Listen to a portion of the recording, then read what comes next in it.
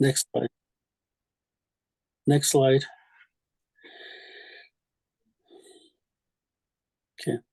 We'd like to do a land acknowledgement for all our relatives. This is a land acknowledgement that we borrowed that Sean helped create quite a few years ago.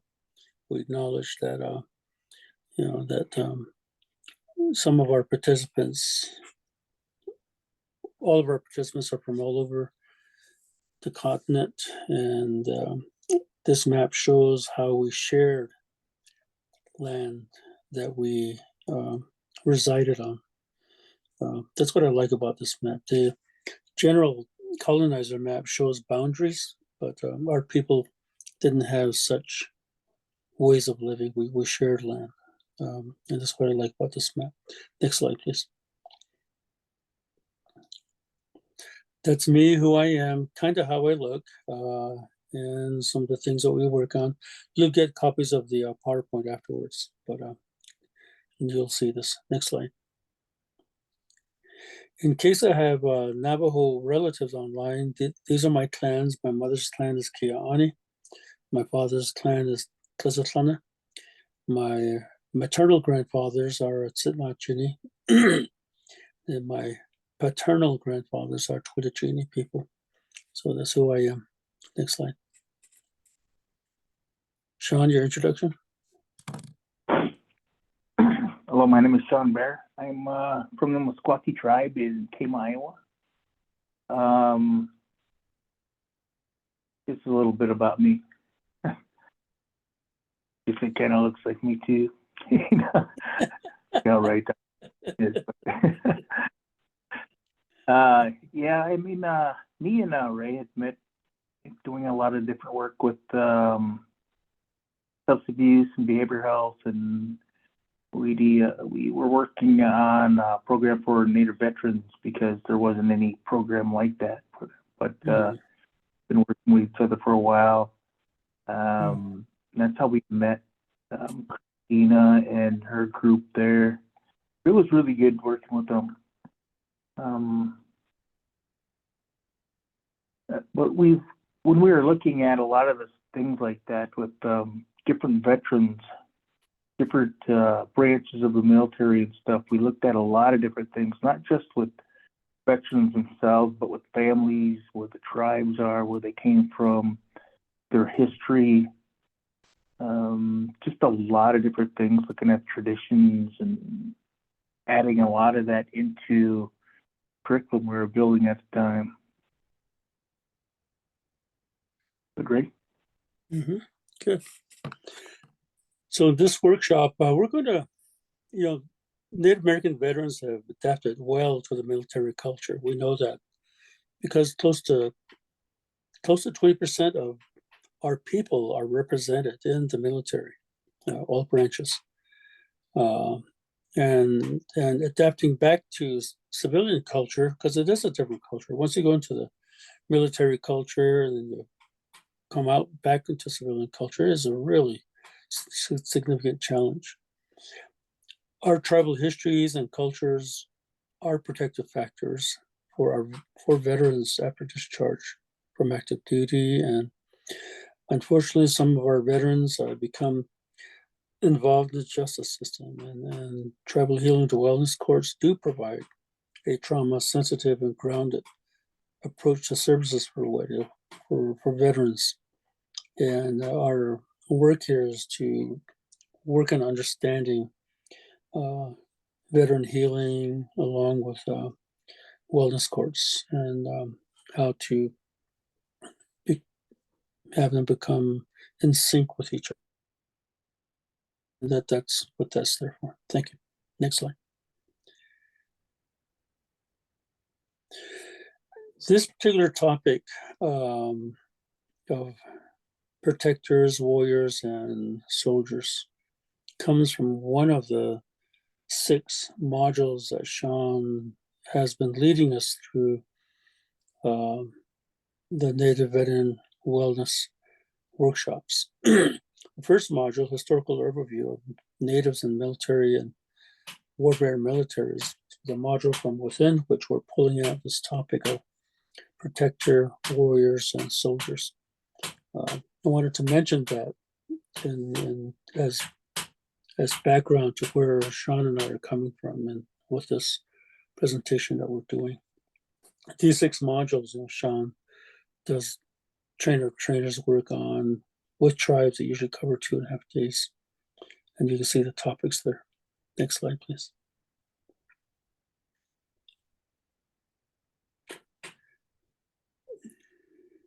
We've come to an understanding, we meaning the veterans that we've worked with over the years, Sean and I, and others in particular, but we've probably have had involvement of dozens of veterans across American Indian, Alaska Native country. And the feedback we get and the dialogue we have with our veterans and the families and providers really guides us in terms of how we modify and adapt the modules in our broad training, but also how we adapt them to be more tribally specific. So three things continue to come up is that Native men and women have this protector role within families, within the community, and from that has really come. I think a lot of us and a lot of non-natives understand the concept of Native warriors, and through contemporary times, we understand a lot of us who join the military end up becoming soldiers, and the roles of protectors and warriors and soldiers are sometimes distinct from each other, and so that's where we're pulling these concepts from. They're like a phase of a process of phases that have evolved in our history. So that's how this is developed. Next slide.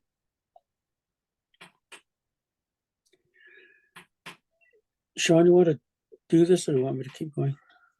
Sure. And we'd be, again, looking at this, throughout history and stuff like that in the books we read in school. It always talks about, natives were kill each other, hurting each other, things like that. So, but in reality, when we look at very old teachings, a lot of times it says you're not supposed to kill another person. You're not supposed to hurt another person. You're supposed to be good to one another. And, it's part of it is respecting all of life. Mm-hmm. And that really wasn't our lives to be able to be taken. But when we look at that, when we were going through this, I remember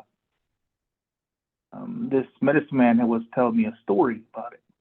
And he said, I had a really interesting story last night. These spirits came to me and they were telling me this story. And he said long ago, before others came here, that there were 2 neighboring peoples. And each day, they would go around, walk their borders in a sense of where they were, make sure everything's okay, no problems that day, but then they came across another tribe at the time. And it's like they met on the hills. All of a sudden, they just came across at the same time. And there was a valley down in between them. So all they did was their very strongest warrior of each group went down to the middle. And they would circle each other. Sometimes it might happen, maybe minutes, hours, sometimes even days. They would circle each other as if like they were going to attack one another. But eventually they left in peace without ever fighting. And from that, they knew that if they had fought, by what they were doing is they knew who would have won, and they just left it at that. And I think a lot of times it's, if people have been boxing before, wrestling, different things like that, you do different things to see what the other one will do. And eventually, a lot of times people might be able to tell if they would have beat them or they would have gotten beaten anyway. I think a lot of times that's where a lot of those stories come. It shows that long ago it wasn't about that, taking a life or anything like that. So. Thank you. Very good. In the review, what Sean and I, and a lot of other people do this too, but when we look at pre-colonized society among our people, we see some distinctions in terms of how our relatives, our ancestors conducted themselves when conflict happened. Like Sean mentioned, there was less of a emphasis on taking a life, but more of an emphasis on showing who, which villages or communities could have dominance. And it was a norm for our ancestors to be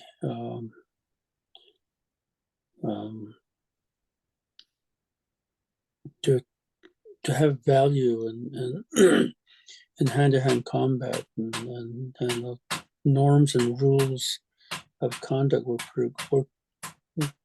there that our native warriors, men and women, followed really strictly. Like the Lakota way, taking coup was had more honor than taking a life or severely injuring somebody. And those were the ways that our people conducted themselves. There were very little instances in pre-colonized history of people fighting the way Europeans did, lining up or gathering in mass and then charging headlong into each other to see who could kill the most of the other side. But nonetheless, our people adapted really well to that, and I think that accounts for how a lot of the land and resources were shared, and how the trading routes were set up. Trading routes among our people were very extensive, that went from Central America all the way up to the Northeast and Northwest, and way up north to past Canada. Trading routes were like that, and villages were established accordingly. What that tells me is that to have trading routes that are that extensive, people really had to work at getting along with each other. Not having a lot of conflict or resolving conflicts, mediating through conflicts, healthier kind of way.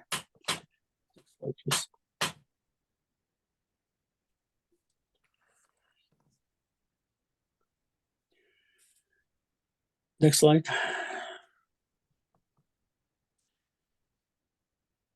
Which means, this goes to the concept of peacekeepers. Peacekeepers were probably more valued in pre-colonized societies than war leaders or people who engaged in conflict.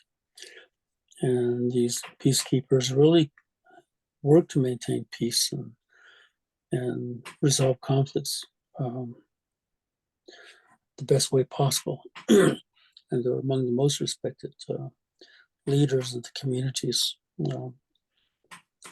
And that all shifted after colonization, but that was the way it was for most of the people who lived in the northern continents. Next slide. Then we move to warriors, the concept of warriors. And Sean, you want to talk to this? Sure. Yeah, so then we see that later on when the Europeans began to invade the homelands and stuff like that, is a lot of times they would write treaties with them, some kind of thing of like peace between the two. But in every case, at a certain point, they began to actually kind of mandate that the natives had to help the Europeans protect them borders and things like that. So a lot of times when tribes were being pushed against each other, it almost looks like they're invading because they'd probably see them before they'd see other peoples. So they would probably think they're invading, but a lot of times that encroachment upon people's land would make people nervous. But you see that a lot of times they used other tribes that lived near other tribes because they knew how they operated. They knew how they fought. They began to utilize what the natives knew as warfare against one another. So, when you look at that, it was in every treaty after a while. It just became a way of writing that. So they had to be able to help and fight other tribes. And went on and on how from we look at like the eastern coast and began pushing across to the west over and over and over again.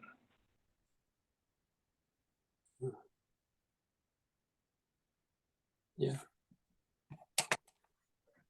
So then also we get into where it's on the next slide, warrior identity, male and female, is that, with some tribes you have males, females given names earlier in life, weapons being learned about. And, a lot of it was like they had a tomahawk or something like that. But a lot of times these weren't actually used as weapons. They were actually a tool.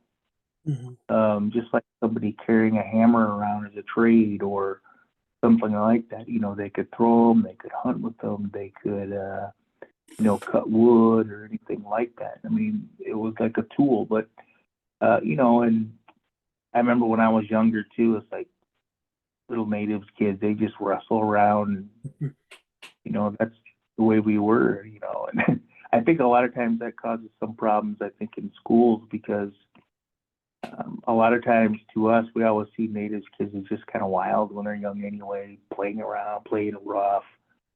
It's when it comes to sports, it's like we just get in there and do that. And, it doesn't matter. We don't think about the pain or hurt. We just keep going on and doing that. But the thing about it is that names, names that were given when we're really young, really form who we are and what we are. Those names have like a power, a gift to it. It's like my name. It's when they translate it into English, it means like someone who's always looking for answers, always digging around in different things and trying to figure out what is going on or anything like that. And later on in life, I began to look at that and say, wow, my name really matches who I am because I've always liked puzzles. I like to figure out things. I've always liked to just look and just keep it going on. Of course, my brother, he was like, his name when it translated meant to be, it's like he's getting in trouble all the time. He's digging into the bees' honey nest, and then all of a sudden the bees keep getting him. So that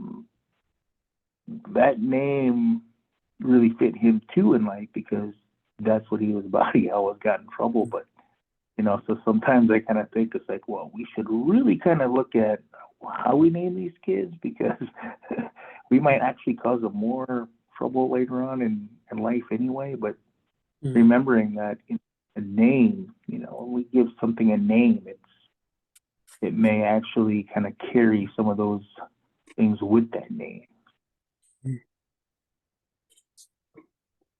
Right? Great. Yep. Thank you. Next slide. There's a good amount of in contemporary society. There's a good amount of effort towards honoring Native soldiers, veterans, and during colonization and before colonization, that was very much a norm. Women fulfilled a protector role. Um, and when the conflicts with the Europeans began to happen with other tribes because of land encroachment, women had as much of a role in being warriors as as the other gender, the males did. And here's an example of that from the Apache side. It's just an example of how our women um, conducted themselves and just as bravely as male warriors in protecting the family and lands from encroachment. So this is something you can read later on, but it's a really fine story. And this is, like I said, one example of many Native women who fought bravely during colonization. Next slide, please. Among the major practices of our people is coming of age, and Sean described how naming is a part of that coming of age. And as we move into decolonization, more of our people are integrating back into their ways, coming of age practices that are specific to tribes and as a way to enhance learning and growth of our young men and women to be warriors and protectors, not necessarily to be soldiers. And these are really nice practices that I see coming back among our people in the country. But those during colonization and before colonization, these were very much ingrained in our cultural ways and our teachings. Next slide, please. We'll move on to the theme of Native soldiers. Now we look at how we are during colonization. We're colonized people today. And with that comes these different changes in roles with joining the military and joining the military culture. And the question comes up is, as a colonized people, why do natives join the military? And in such proportion, like I said, we have more of our people represented in military services than other ethnic groups. And I think generally for non-native, the percentage of non-natives who join the military is around 12%. Our people is around 18%. It's a big difference. So we go into this discussion around why do some of us join the military and either serve for a few years or retire. There's quite a few of our relatives too. Next slide, please.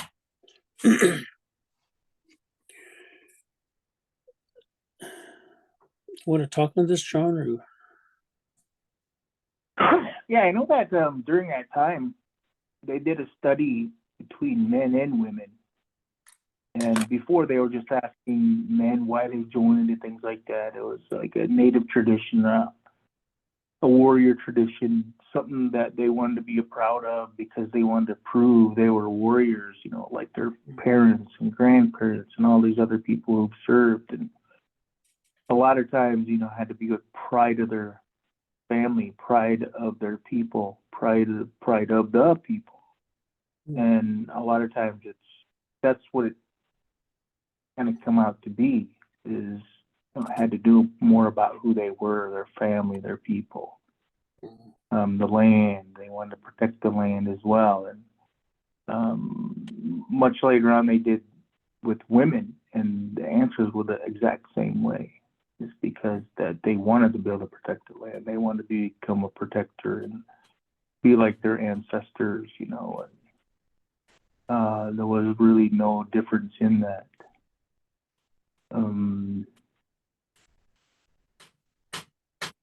If you go to the next page, Medal of Honor recipients. Others here, they have 32 Native Medal of Honor recipients. Some of these people have done some really amazing things. I know there's some like with the Special Forces, there's some with different units that they kept going back and, going back and back, helping people, saving people, doing a lot of different things. Ray, did you want to add to that? Or? Well, in addition to that, a very important role that our people have had over during the course of the last 110, 20 years has been the role of using our language in warfare.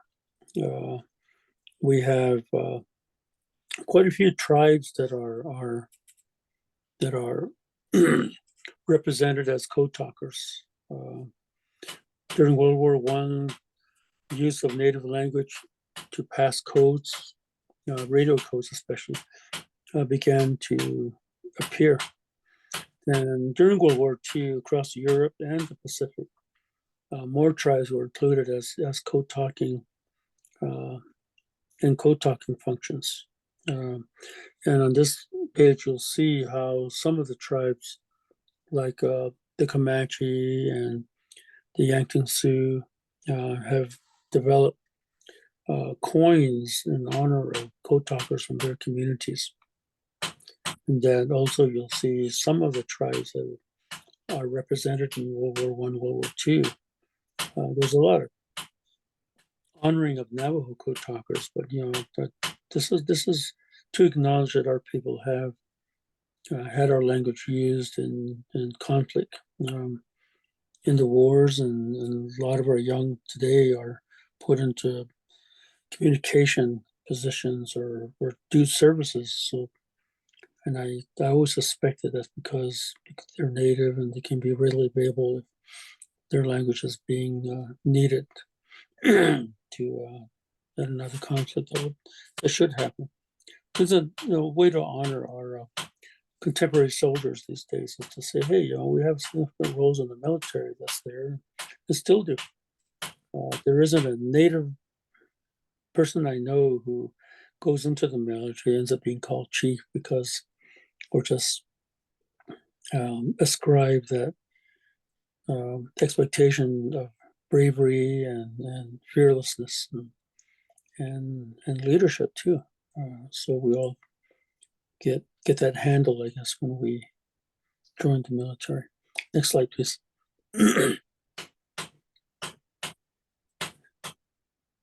And in the military culture, one of the military culture, the concept of well-being is really different physically, emotionally, mentally, and spiritually. It is not. It is different from native civilian concepts of well-being, physically, emotionally, mentally, and spiritually. In the military, physically, you learn fitness to be able to engage in conflict and take a life. The whole emphasis physically is to be ready to take a life. What that means also emotionally is that you end up emotionally being ready to take a life when that's necessary. And as Shauna was talking about pre-colonization, that's a very different norm compared to pre-colonized Native society, where the norm was not to take a life.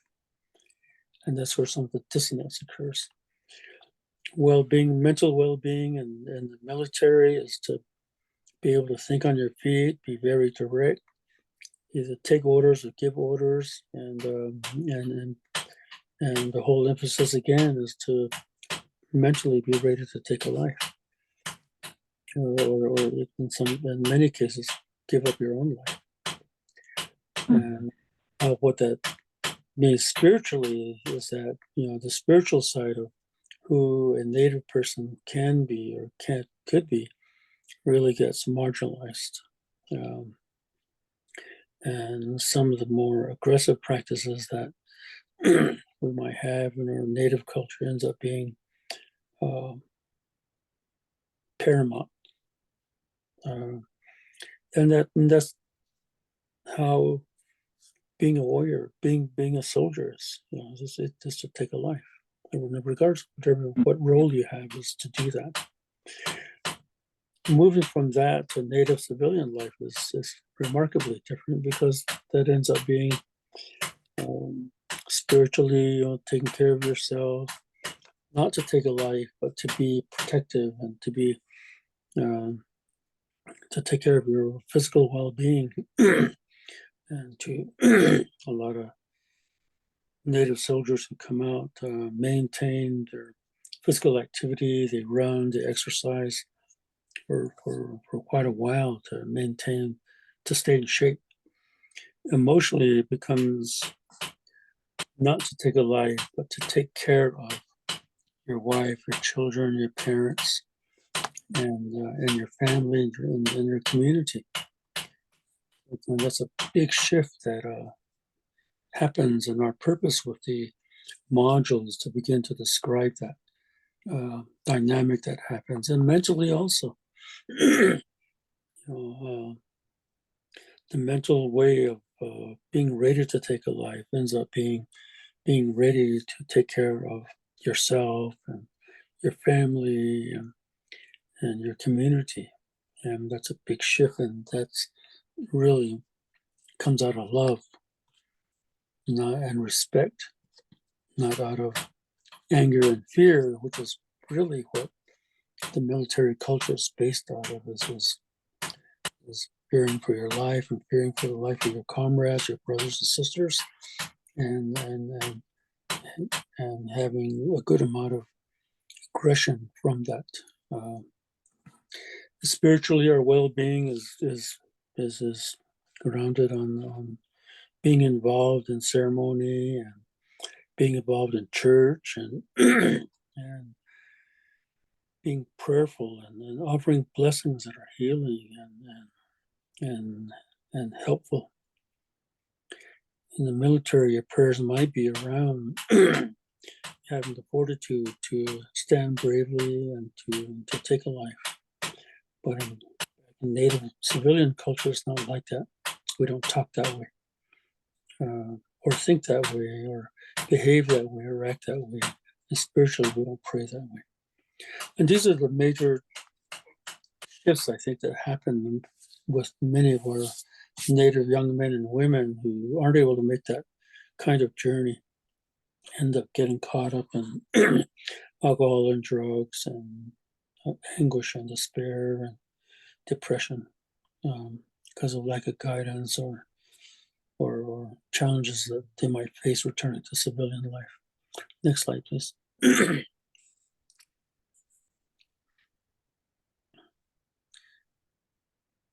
You want to talk to this, Sean? Okay, trauma. It's Native Americans appear to experience traumatic events at a higher rate than what was previously thought. Its roots are probably more like within childhood, starting in childhood. The things that we've gone through, maybe the parents, there was substance abuse, or maybe there was abuse or neglect, maybe violence, domestic violence in the household, school dropping out, things like that. But also we carry on those hurts and the pain in a sense of what has happened to our ancestors. A lot of times, they found out that trauma can be passed down to the gene strands, hereditary. So a lot of times people, right from the get-go, young children are carrying this with them, but in life we go through trauma. Mm-hmm. Everybody goes through trauma. It's just kind of normal, like within life. You could have had your first toy maybe stolen by the neighborhood bully or broken by your brother or sister or something, and to you that's something very traumatic. But so you also have to look at this in kind of like age as well. just like looking at like the Four Directions model that was previously before this one, because a lot of times you see that the emotional part of it is somewhere where people get stuck, in a sense. You have the physical aspect of a person, which is really, really growing at a really fast rate when a child is really young. And then the next part of that medicine wheel is where there's a lot of emotions.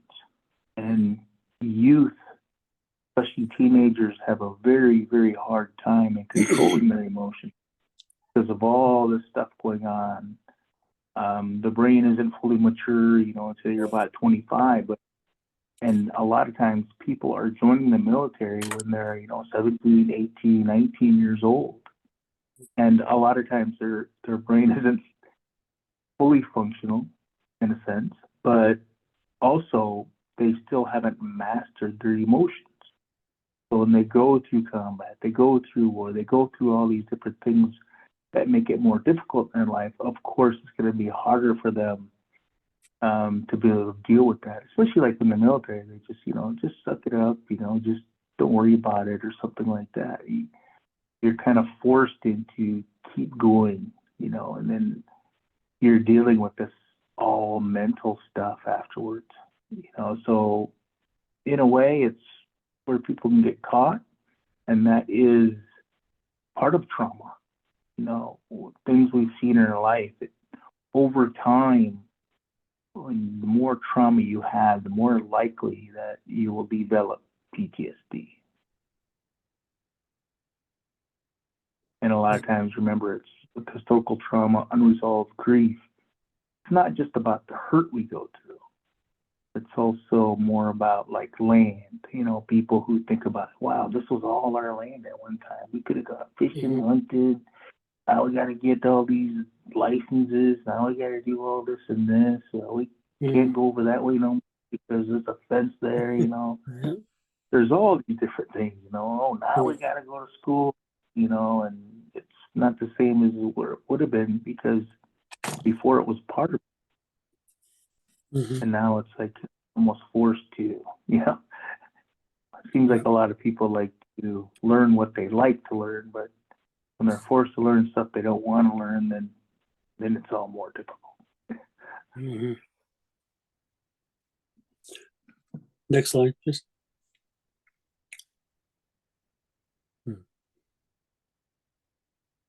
Right? Next slide.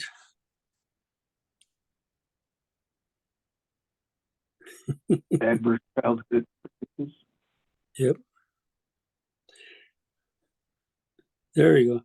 What Sean did a really good job talking about is our childhood experiences. And we know from a couple of studies in native country that our people have more ACE experiences than other ethnic groups, which means a good portion of our people live a difficult life from childhood on up. We experience clusters of these experiences through our lives, and that influences who we are, who we become as adults, and end up affecting us whether we're in the military or whether we stay civilians. Next slide. Gonna rush through the next slides. We're coming to a close. And Sean also mentioned the historical impact of trauma upon us, and how we work through confronting that trauma. And this is Maria Yellow's Braveheart's historical trauma model, but then not getting stuck there, but also working to understand how that trauma affects us today, individually, within families and communities, understanding how it impacts us today. And then from that, working to move past that pain and releasing it in healthy ways. And we do that in one of two ways. And transcending that to become the kind of people that our ancestors, pre-colonized ancestors, lived much of their lives, which is having a life of wellness and healing. Next slide. And we have two paths to do that. And I acknowledge that we have the Euro-American system of mental health, and we have our native healing systems that are bundled in very distinct ways. And so we have these, and a lot of us we go back and forth to a lot of our people use mental health programming and services and activities, especially prevention, as a way to begin healing or be well. And many of us apply our traditional practices daily to stay grounded on our healing ways and to be grounded on being good people, and learning those ways also. Next slide.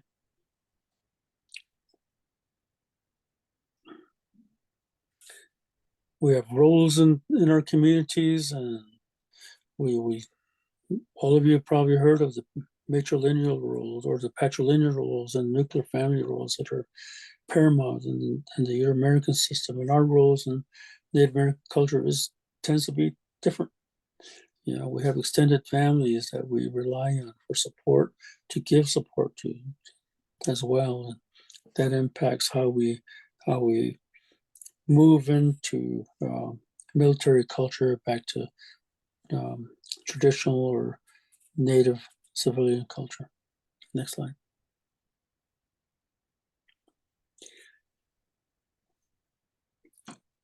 The reason why we go through descriptions of trauma is because it really does impact us today. We understand that PTSD among veterans, especially particularly female veterans, is significant, and that's why it pleases me to see our Native women veterans being honored the way they are in many of our communities. It helps clear healing path for them and the rest of the community that we're from, and that this is going to be a major challenge for our communities as more of our females end up being involved in combat. And this was acknowledged back in 2009. And we're seeing it even more these days, I think. The lines between a combatant and non-combatant has really become murky. So next slide. There's an interesting diagnosis in the newer DSM. It's called prolonged grief disorder. This pleases me because I think it really goes in line with our discussions about trauma and our discussions around how we experience grief from not only the passing of relatives, but grief from having disconnection with culture and identity. So this is something that I think is a good diagnosis, and I always encourage clinicians to look at this and see how it applies to our young people and our adults. Next slide. Depression, there are different kinds of depression. It's not one thing. And during the winter months, a lot of folks experience seasonal affective disorder and begin to come out of seasonal affective disorder this time of the year when days are getting warmer and more sunlight and able to spend more time outside. But I think that's one of the more underappreciated types of depression that many of our people experience, especially in contemporary times. Next slide. How do we integrate healing to wellness court systems? Here's some ideas. Sean, you want to take this?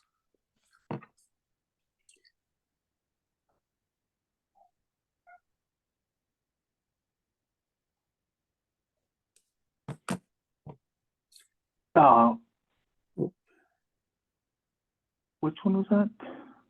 Integrating healing and wellness to court systems. Okay. Yeah. Yeah. So integrating healing and wellness in the court system.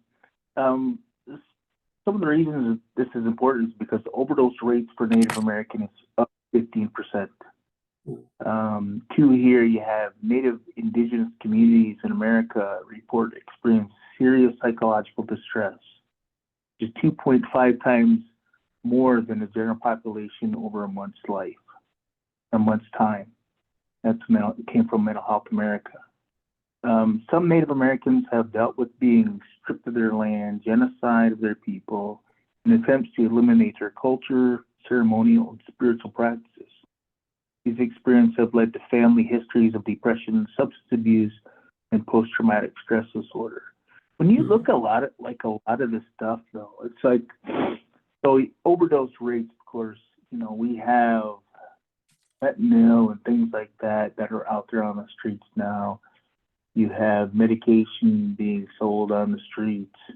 That's going to make things a lot higher, especially for like pain, different things like that. A lot of times, like in doctors, I remember overseas, they always thought that Native Americans didn't need much pain medication anyway. I know I have seen reports before with pain studies and things like that, is where Native Americans might be able to take more pain, but their sensitivity to that is higher as well. So they feel it earlier than others may, but they might be able to take a little bit more. But so that would, looking at that is, you can tell there would be a chronic pain. So when you look at psychological distress, so, what is going on in the world too today is all these things happening around us. Of course, the overdose rates would, we might see people passing away in our lives. And of course, the older we get, the more likely the chance we're going to go through that, is that we're going to see other people pass away that we knew. And, that you could see people like with grief, if they haven't maybe been taught or believed a lot of things what we taught or learned, like in our traditional beliefs, is that, because that's as a protective factor, it helps us understand this process and why certain things are the way they are. And like from early on, it's like in our tribe, we're taught about people passing away. We're taught about through this whole process of why this is done like this. And of course, over time, with being losses of our culture and stuff, when I was very young in our ceremonies, young kids were very quiet. They were just like stoic adults sitting there in the ceremony just listening. But now today we see it's like some of that isn't always being passed on as it was, and we see kids, crying or being loud in the ceremonies, things like that. So some things are changing in a little bit over time. And of course, it's like looking at what's happening to our people, happening to the land and all the things we might have had. It does play a role in how we look at life, how we see things. But a lot of times when we look at our spiritual kind of, in our traditions, there are a lot of things in there that are protective factors that can help us.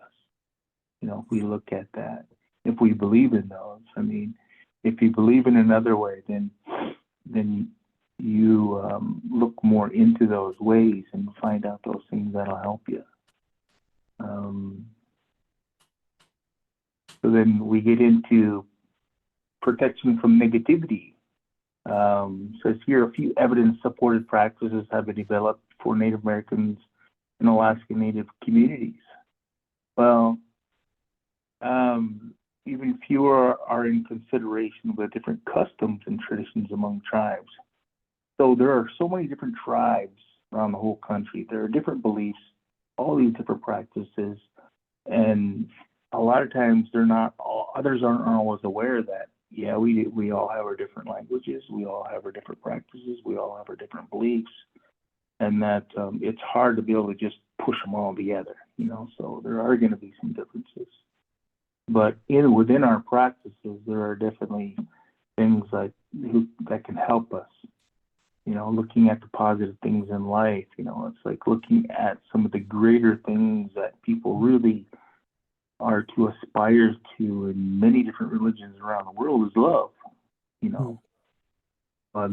Natives like to laugh. If you can laugh all the time, the energy within us gets stronger. Push out negativity, push out anger, push out all this kind of pain or hurt and stuff like that, and help us to, look at life a little bit differently sometimes. We get into tribal healing practices, looking at medicine versus spirituality. There are some differences. Medicine is usually,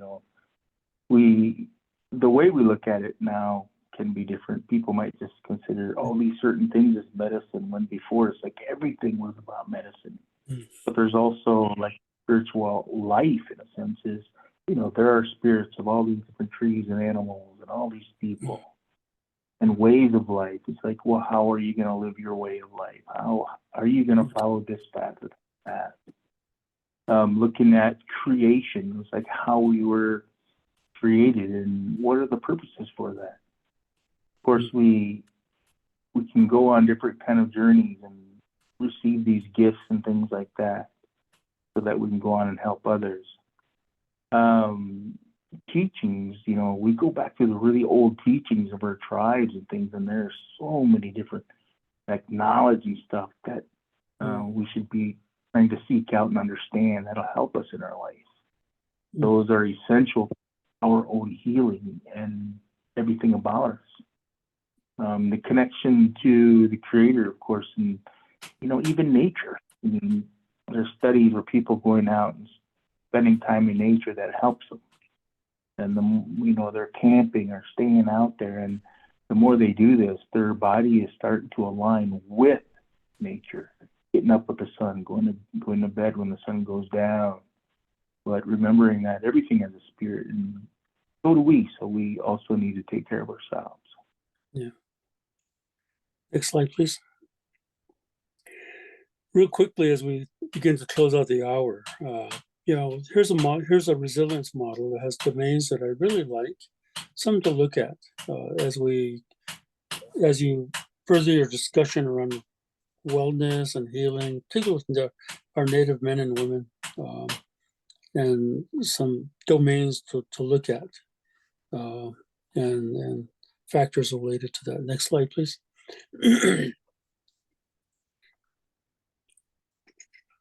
These days, we have some systems out there to really work at bringing into our treatment or healing systems people who are our relatives who are affected by life experiences, and particularly when I work with really closely in New Mexico is 988, the crisis line.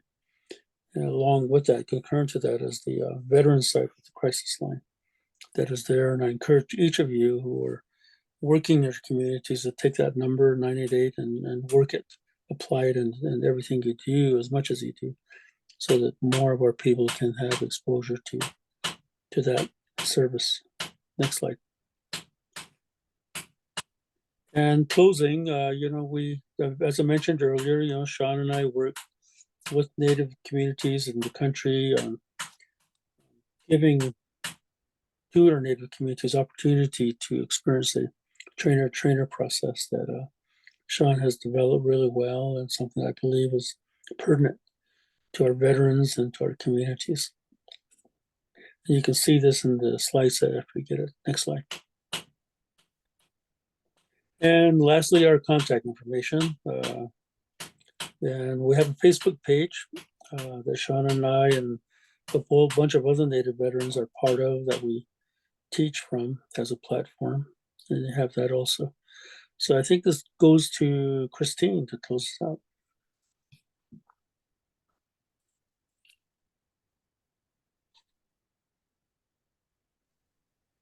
Thank you, Sean and Ray. And we appreciate those of you who stayed with us for a little bit of extra time. This was such valuable and always inspirational information. At this time, we'd like you to take a moment to complete our webinar evaluation. Your feedback is greatly appreciated. Just if you have a cell phone, please just aim it at the QR code on the screen, and that'll take you to the evaluation link.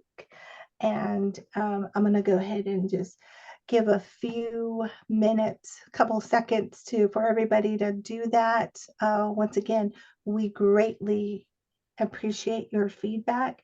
It helps us to know what we are doing well and where we can improve, and also any suggestions for future webinars. So thank you very much.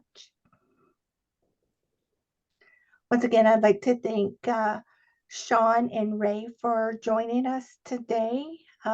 They have some valuable work going on with our veteran population, and please feel free to reach out to them directly.